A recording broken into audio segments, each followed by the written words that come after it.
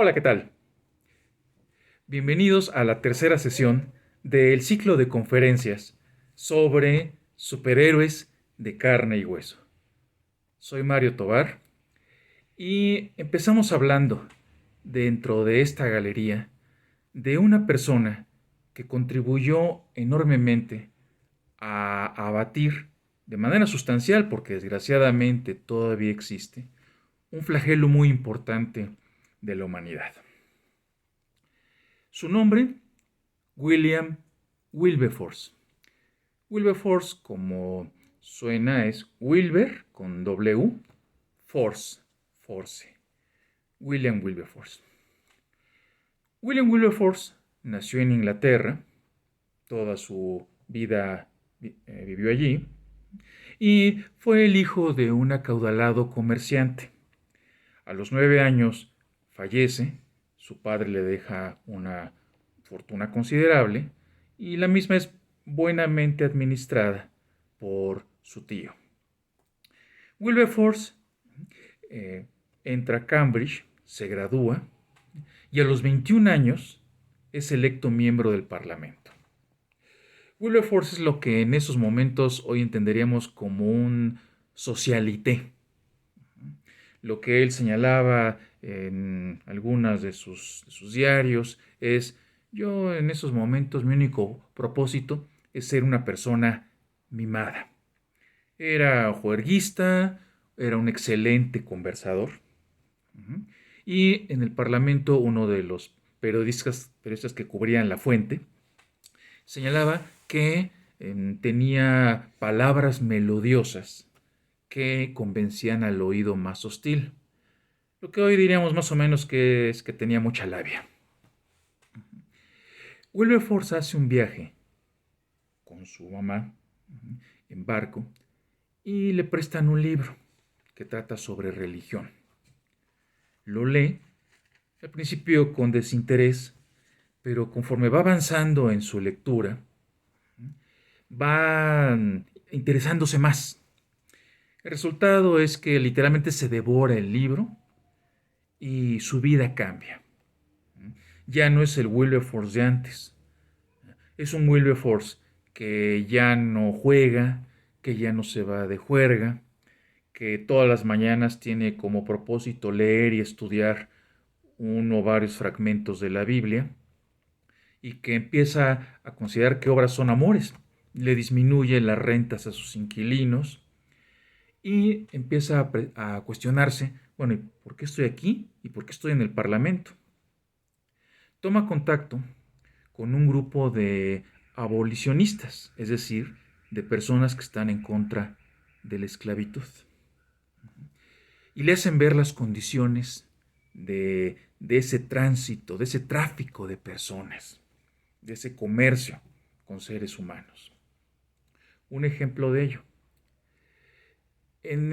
Wilberforce desarrolla toda su actividad en la segunda mitad del siglo XVIII, 1780, en fin. Durante todo ese siglo, todos los 1700, Inglaterra ya experimentaba el boom de los periódicos. Y en los periódicos ya se utilizaba lo ahora conocido como aviso clasificado o aviso de ocasión. Y había una sección de objetos y propiedades perdidas. Apareció ahí un anuncio. No era un anuncio extraordinario.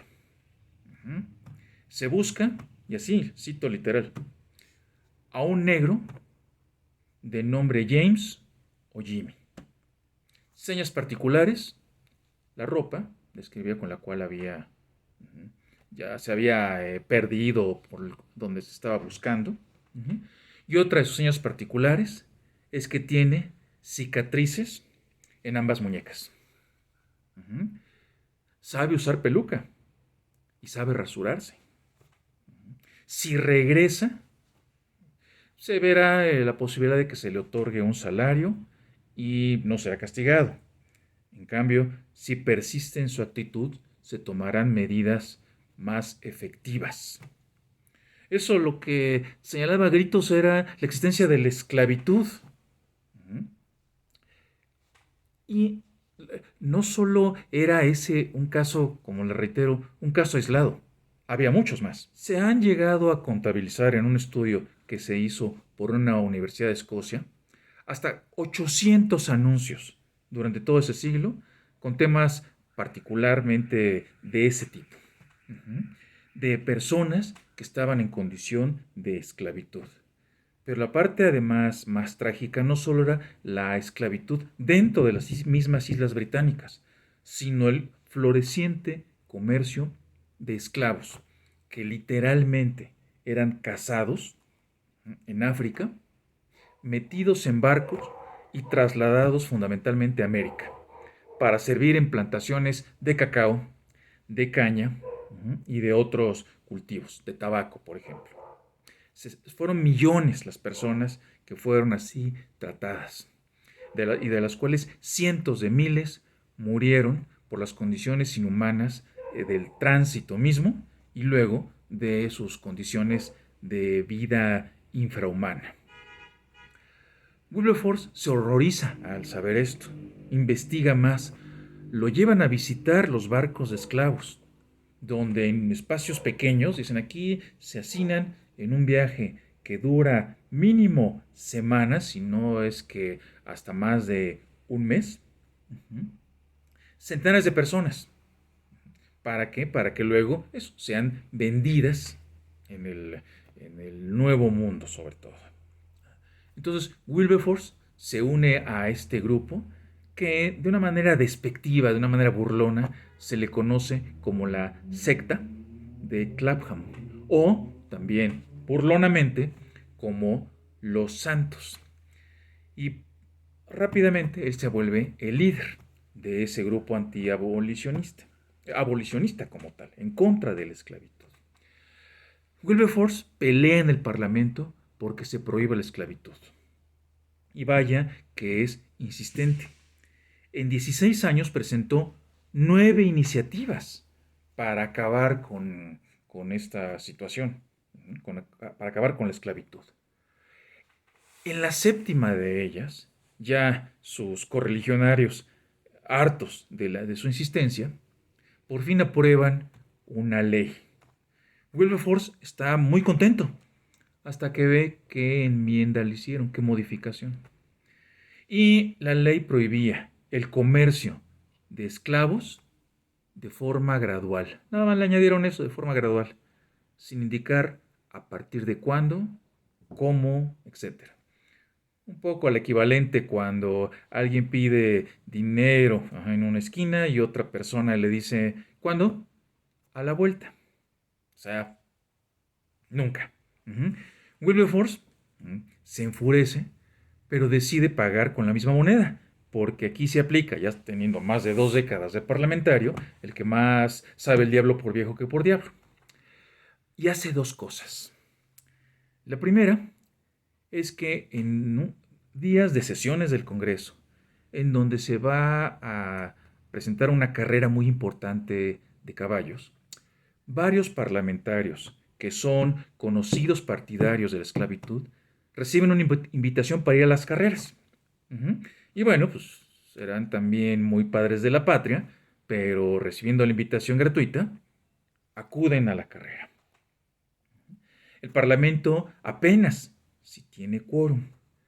Y entonces llega Wilberforce con sus aliados en la lucha contra la esclavitud y presenta una iniciativa donde no es acabar todavía con la esclavitud, lo maneja estratégicamente. Y como ya desde entonces, ya después iba a estallar la guerra, pero en ese momento había una rivalidad Francia-Inglaterra, la iniciativa lo que prohíbe es el comercio de esclavos con las colonias francesas. La iniciativa es aprobada, porque sí hay el quórum suficiente, porque todos los demás andaban en los caballos. Invitados, ustedes se imaginan por quién. Entonces, eso le restó una enorme fuerza a los comerciantes de esclavos. Ya no podían ir por todos lados con su mercancía. Y desde ahí, ese fue el principio del fin o el inicio para efectos de abolir la esclavitud. De ahí lo que siguió fue el hecho de prohibir el comercio de esclavos. Ahora sí ya. ya no se podía traficar con esclavos. Y siguió, por fin, la libertad para los esclavos, la abolición de la esclavitud. Ya entonces era el tercer elemento, el que evitaba ya por fin que existiera ese flagelo. Hay una película, se llama Libertad. Es muy recomendable porque se apega en gran medida a la historia real de William Wilberforce. No se confunde con otras que también tienen ese nombre y que se pueden encontrar en las plataformas digitales, porque como ironía de la vida, el protagonista, el que interpreta a Wilberforce, es el mismo actor que interpreta a un superhéroe de ficción, a el señor fantástico, el elástico, el que es el líder de los Cuatro Fantásticos en las dos películas que Hollywood sacó sobre estos personajes. Entonces, un actor encarnó tanto a un superhéroe de la ficción como a este superhéroe de carne y hueso. Vámonos con otro caso. Ahora, de una persona que podemos considerar una mujer maravilla. Kate Shepard. Shepard con doble P y como suena. Kate Shepard nació en Inglaterra. Cuando su padre fallece, la familia se traslada a Nueva Zelanda. Afortunadamente, Nueva Zelanda ya para entonces gozaba de un importante grado de autonomía. Tenía inclusive ya su propio parlamento. Y Kate Shepard, vaya que también era autónoma. Para la época era una chica que propugnaba literalmente porque no se encorsetaran las mujeres. Hacía cuestiones tan escandalosas como propugnar como que las mujeres hicieran ejercicio de una manera francamente inverosímil, como pasear en bicicleta. Eso era lo que impulsaba a Kate Shepard. Kate Shepard se une a una asociación para la templanza, es decir, para la moderación. ¿Moderación en qué? En el alcohol. El alcoholismo estaba causando también estragos en la sociedad de Nueva Zelanda y ella lo que propugnaba era, no por la prohibición total, pero sí por las restricciones necesarias para combatir esta situación. Kate Shepard se presenta ante el Parlamento y, como suele también pasar, más de una ocasión le dicen que iban a estudiar con interés su asunto, pero nunca hace nada hasta que se da cuenta de algo Shepard.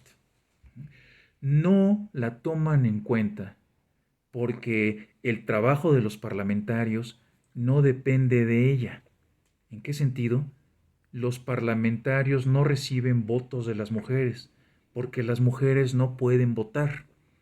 Entonces, pues, llegan las mujeres, llega Kate Shepard, pueden decir, pueden escuchar a lo que sea, pero ¿qué presión van a tener ellos si en las siguientes elecciones no van a perder ni ganar nada los parlamentarios por el tema de, eh, de ese elemento, de ese instrumento que es el voto?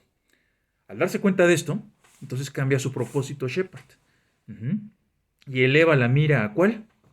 A que las mujeres tengan el derecho de votar. Y le dicen, sí, consiguiendo las firmas necesarias de la petición correspondiente, te presentas al Parlamento y sin problema. Bueno, consigue 10,000 firmas. En una época, estamos hablando de fines del siglo XIX, donde no había una locomoción como la actual, todo era a caballo o a pie, y no había los medios como los actuales. Telégrafo sí y correo. Entonces, o era de puerta en puerta y de boca en boca, o no había de otra. Logra 10,000 firmas que Shepard se presenta al Parlamento y le dicen, no son suficientes. No se desanima, va a lugares todavía más recónditos y donde ya le habían dicho no, vuelve a tocar y consigue 20,000 firmas. Y le vuelven a decir, no son suficientes. Shepard, con el enojo y el arrojo que da esa situación, uh-huh, multiplica sus esfuerzos. Uh-huh, va a otros lugares, visita nuevamente uh-huh, a las personas que le habían dicho no y consigue 32,000 firmas. Uh-huh, un récord para cualquier otra petición que se hubiese presentado al Parlamento. Ahora, si los parlamentarios tienen que dar su brazo a torcer. Por fin, votan y aprueban el derecho a la mujer al voto. Y en las primeras elecciones, cuando ya las mujeres pueden votar, más de 2/3 de la población femenina en edad de votar de Nueva Zelanda se presenta y vota. Y tardaron todavía década y media para que las mujeres ya no solo pudiesen votar, sino ser votadas. Es decir, pudiesen presentarse a un cargo público y obtener, si obtienen el número de votos suficientes, poder llegar a ese cargo. Shepard es invitada, aún con su salud mermada, a dar conferencias, a impulsar este movimiento en Inglaterra y en Estados Unidos. Y aún otra vez, con la salud todavía en peores condiciones, regresan a su adoptiva Nueva Zelanda y recibe otra invitación y la acepta. ¿A qué? A una gira mundial que incluyó hasta la India. Y es un motor muy, muy importante. ¿Para qué?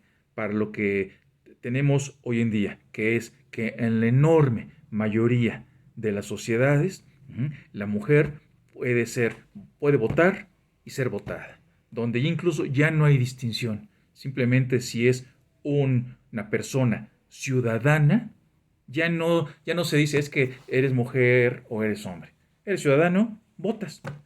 Y tan ciudadano es una mujer como es un hombre.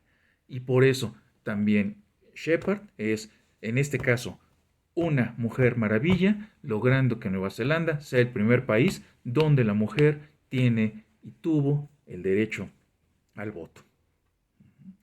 Ese es un repaso a esta galería, que queda incompleta si no se incluye a los actuales superhéroes que están luchando por nuestra salud en esta época de terrible pandemia.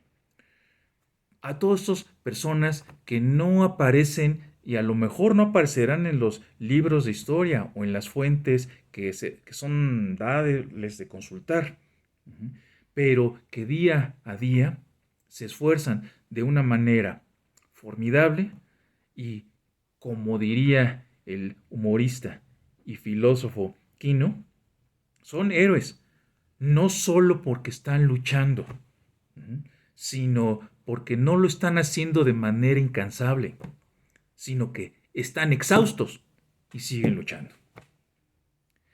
Muchas gracias por estar conmigo. Soy Mario Tobar y nos veremos en el próximo ciclo de conferencias. Hasta luego.